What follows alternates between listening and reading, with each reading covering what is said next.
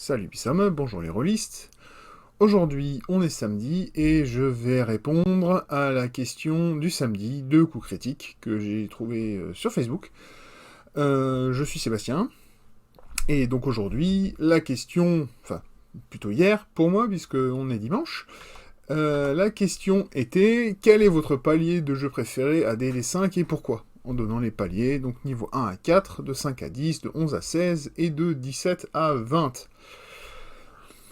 Eh ben c'est simple, pour DD5 j'en ai pas, parce que j'ai pas assez joué pour en avoir un, ça c'est fait.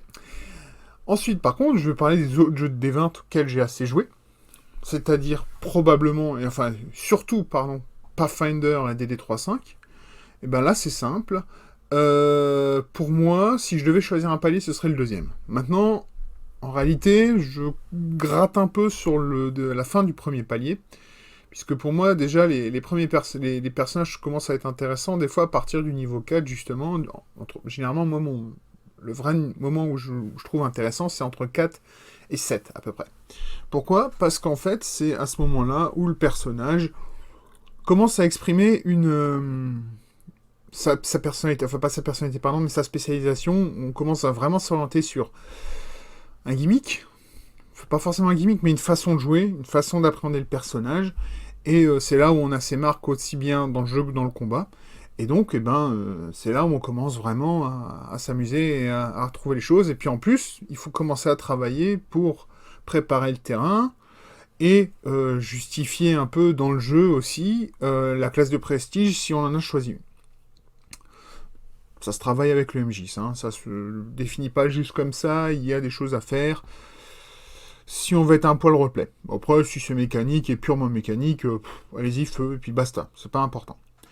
Ça dépend vraiment de ce que vous jouez. Si vous êtes dans un gros dungeon crawler, ce qui est fun aussi, parce que moi j'aime bien, on va pas forcément se soucier de tous les aspects roleplay un peu old school, quoi, hein, où on est vraiment proche presque du jeu de plateau. Et ben là, on y va, on joue le perso qu'on a envie et on s'éclate. S'il y a un peu de roleplay, il y a un peu de travail à faire, et puis ça se prépare aussi. Mais ouais, donc pourquoi à cet endroit-là? Parce que comme je dis, c'est là où la spécialisation du personnage commence à se montrer. Et moi personnellement, c'est là où je trouve c'est intéressant, parce que c'est là où le personnage commence à être bon. Dans le sens où il va souvent réussir ses jets de dés, très souvent même, pour les choses simples.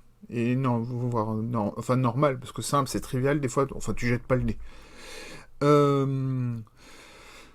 Et même pour les actions un peu compliquées, où on commence à accumuler un peu des malus, ou à monter les degrés de difficulté, ça commence à passer aussi, et donc c'est vraiment sympa. Moi, c'est ça, on commence à sentir le héros arriver, et pas juste l'humain standard. Voilà, donc c'est quand on a ce temps-là, moi je trouve ça vraiment très bien.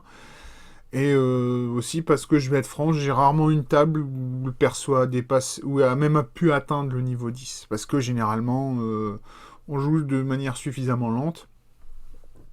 Excusez-moi. Et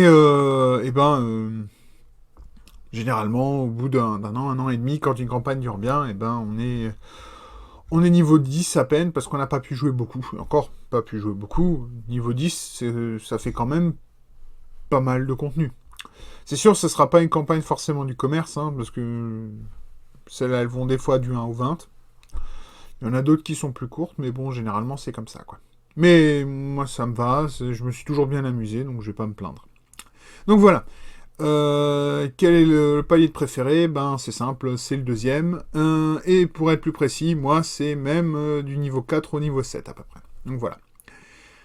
En attendant ma prochaine vidéo, qui sera peut-être pas sur le jeu de rôle, je vais commencer à l'enregistrer juste ensuite, et puis il y aura beaucoup de montage, donc ça risque de prendre un peu de temps. Mais je vais effectivement vous parler autre chose que de jeu de rôle. Comme promis, ça a pris du temps, je sais, mais bon, il s'est passé plein de choses. Et je vais vous parler de Outrider. Ça fait quelques semaines que j'en parle, mais je crois que j'ai assez de contenu et j'ai de quoi dire. Donc voilà. Donc en attendant la prochaine vidéo, que ce soit Outrider ou une autre vidéo de réponse à des questions, je vous dis bis bal.